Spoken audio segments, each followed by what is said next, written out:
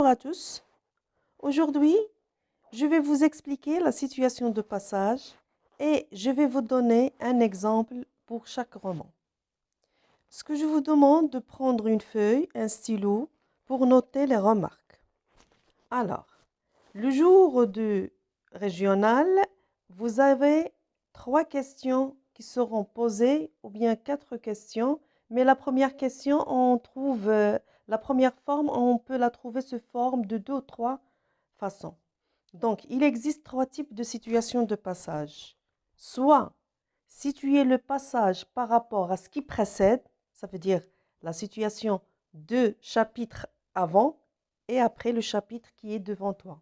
Ou bien situer le passage par rapport aux événements précédents, ou bien il peut te dire situer le passage dans l'œuvre. Dans ces 3 questions, c'est la même réponse. Donc, ce que vous allez faire, vous allez situer les événements précédents plus les événements donnés dans le texte. Et prenons l'exemple. S'il vous donne par exemple le dernier jour d'un condamné, il vous donne par exemple le chapitre 12. Donc, il te demande de situer le passage par rapport à ce qui précède, ou bien situer le passage par rapport aux événements précédents, ou bien situer le passage dans l'œuvre. Ce que tu vas faire, tu vas situer par exemple, si tu as devant toi le chapitre 12, donc tu vas situer le passage du chapitre 11 et après tu parleras du chapitre 12.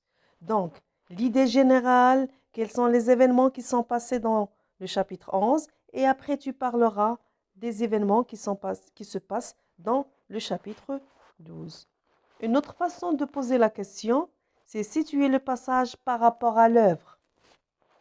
Dans ce cas-là, tu vas donner l'idée générale de l'œuvre.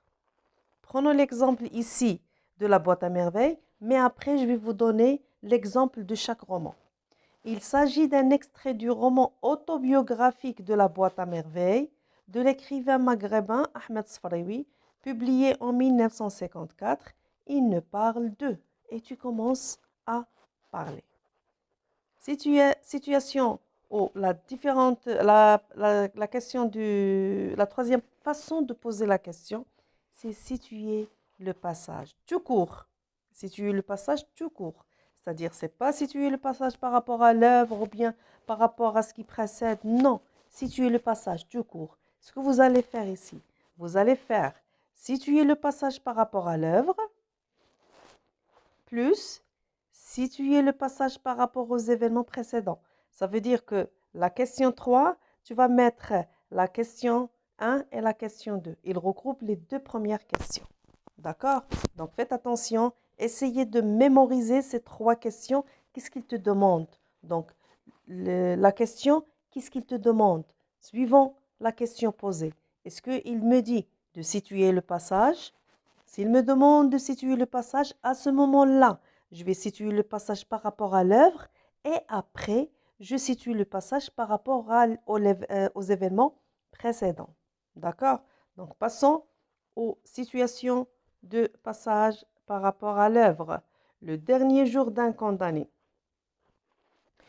Alors, ce passage est extrait du roman Athèse, Le dernier jour d'un condamné, de Victor Hugo, né en 1802 à Besançon et mort en 1885 à Paris. Alors, la thèse défendue par l'auteur, c'est l'abolition de la peine de mort.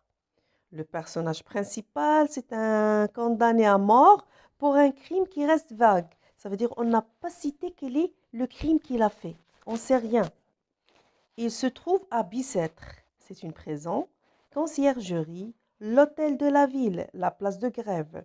Dans ce passage, le narrateur, il nous parle de ses derniers jours en prison, de ses sentiments et de sa famille. D'accord? Dans la boîte à merveilles, situé le passage par rapport à l'œuvre, ce passage est extrait du roman autobiographique La boîte à merveilles de Ahmed Sfraoui, né en 1915 à Fès et mort en 2004 à Rabat.